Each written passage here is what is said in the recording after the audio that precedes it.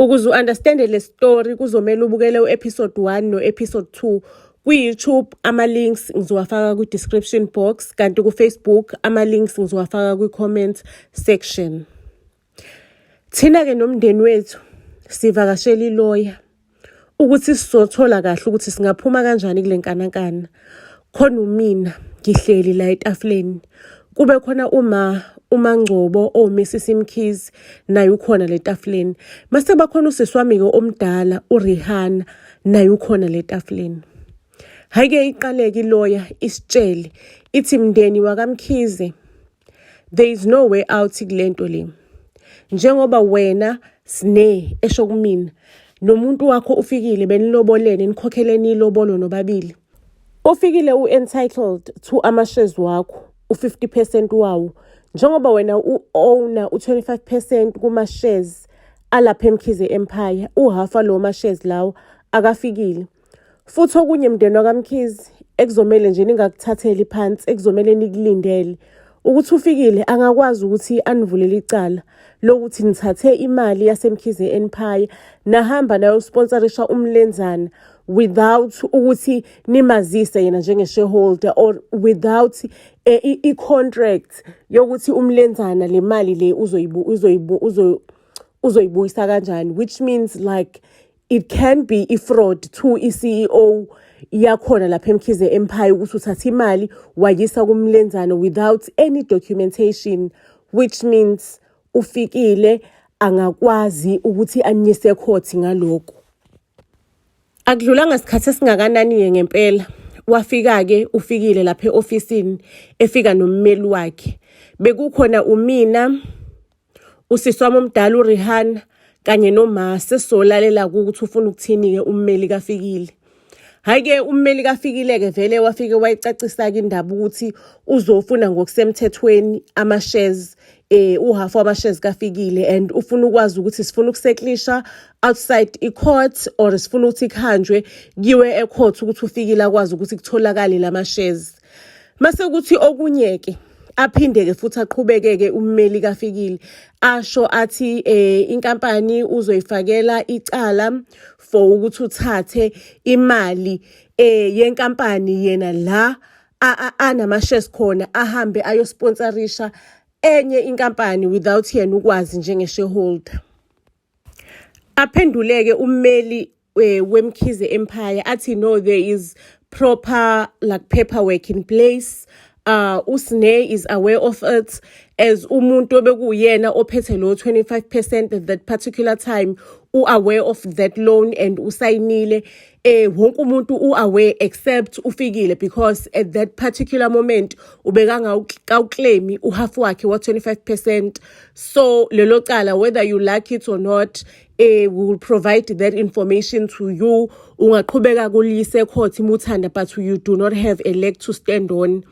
Iqhubekeke iloya yaseMkhize Empire ithi-ke as indaba zokuthi nifuna ukuseklisha outside i-court or nifuna ukuthi nihambe le ndaba niyoyilwisa e-court for uhafu wa 25% wafikile, ngizokudiscussa nomndeni ngiba-advise accordingly, and then sizobe sesiya-communicate nani within 14 days.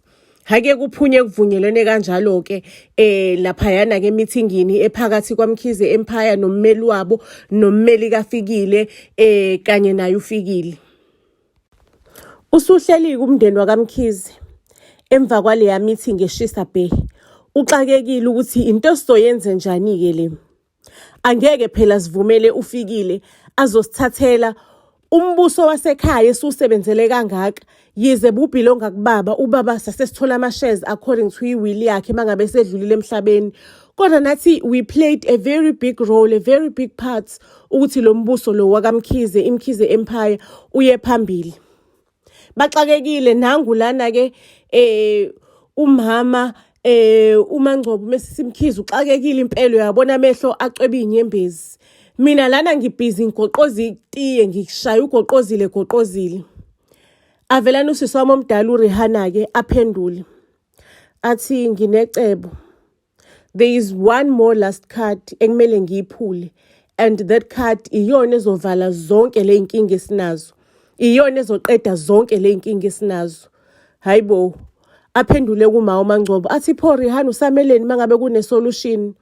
Athi uRihanna kodwa-ke kuzomela ningithembise ukuthi angeke nize nithuke mase ngiphula leli khadi, because ukuphula kwami leli khadi ningathuka kakhulu, kodwa kumele ningithembise futhi ningithembe, ningathuki neze, ningithembe ukuthi le ngikushoyo kuzosebenza, ikona okuzosikhipha kuyona le nkinga. Hhayi-ke sivume-ke mina nomama. Masusisi wami-ke omdala uRihanna athi, ngizoba nesicelo esisodwa mama. Uyabona njengoba kuphela inyanga, ngicela uhambe uyobhonasisa lo mama lo klinayo lapha endlini. Ufike umnikeze imali uthi ucela ukuthi ahambe ayohlala nezingane zakhe, abone izingane zakhe kancane, aphumule nje. Umkhokhele nje impela imali eqinile. Nama security and everyone ubathathise leave. Sisale sisodwa lapha ekhaya. Kungekho omunye umuntu womndeni, because lento le engizoyenza akekho omunye umuntu okumele ayibone. 2 days later, after isebenzi zihambile, uRihanna ushiye umndeni wakhe phakathi naphakathi nobusuku. Uhambe ngo-12 ebusuku. Wawushiya wabatshela ukuthi ucela bangalali bamlinde aze abuye, because sekuyisona-ke isikhathi lesi sokuthi ku-aplaywe leli khadi leli ekudala batshela ngalo. Hhayi-ke sihleli-ke mina nomala phayana silindile-ke, silinde ukuthi uRihanna abuye. Mangabe sithi qwebu umnyango uyavuleka. Kungena uMkhize, ubaba, usewubhebhenene wentshebe, ugqoke impahla ezimnyama. Unekhompi, kuyabonakala ukuthi kudala ahlala endlini. Asibalekanga na, sibone ngathi ngena isipoki mina nomama. Sabaleka sathi igalo yephuka. Hhayi-ke uRihanna wasichazela ukuthi hayi mndeni ehlisana umoya, iyona lento ade ngifuna ukunitshela ngayo. Ngicela nidedele ubaba nimnikeze ithuba achaze ukuthi kwenzakalani. Hhayi-ke ahlale phansi kuMkhize alichaze udaba lakhe. Achaze kubaba wami uMkhize ukuthi ngangihamba noRihanna, kwaqhamuka igebengu zangishaya ngama-bullet awu-9. Le gebengu lezi bezu-3 zangishiya icabanga ukuthi ngifile. At that particular moment uRihanna wangithatha wangisa endaweni la ngicashisa kuyona, ukuthi yonke into wayi-arrange kanjani, because mina bese ngithuli ngingaboni lutho, ukuthi wa-arrange kanjani ukuthi kuthiwa ngishonile or anything wenza kanjani. But engikwaziyo wangicashisa, wangitshela mangabe sengiphaphamile, wangidokotela wangitshela ukuthi kufunakala ukuthi ngilulame, and then yena ufuna ukuthola ukuthi obani labantu laba abafuna ukungibulala, ngoba kuyafana noma ngangise esibhedlela bazofike bazongiqedelela lapha esibhedlela labantu. So bengihleli-ke lapha endaweni ngisa-recover, mina noRihanna sisabhizi sicubungula ukuthi sizoyithini le ndaba, obani aba-behind us, sophuma kanjani kuyona yonke le ndaba. Yingakho uRihanna uthola ukuthi the time kuthiwa mina ngishonile, uRihanna bekalahleka azobheka mina la. Into bekade yenza ubekafike ahambe aye komunye umuzi umuzi womndeni. Ukhumbula lo muzi lo omncanyane esasiqale kuyona impilo yethu esingasawusebenzisi kodwa esugcinile. Ubekafika aye kuwona, afika apaka imoto yakhe, mase-ke ayalinda ukuthi angabonwa umuntu, aphume ngebike eseyongibheka, eseza kule ndawo la ngicashise kuyona. Aqhubeke achaza uMkhize njengoba sengiphumile-ke nje kuzomele-ke sihambe siye court siyoprove ukuthi mina bengikidnaphiwe, bengingacashile ngentando yami, I was kidnapped. Sizothi nje ngangikidnaphiwe, ngibakhombise namanxeba ebhamu ukuthi bangidubula baqede lapho bangikidnapha. Sonke lesikhathi bebengikidnaphile, ngikwazi ukuphunyuka khona manje.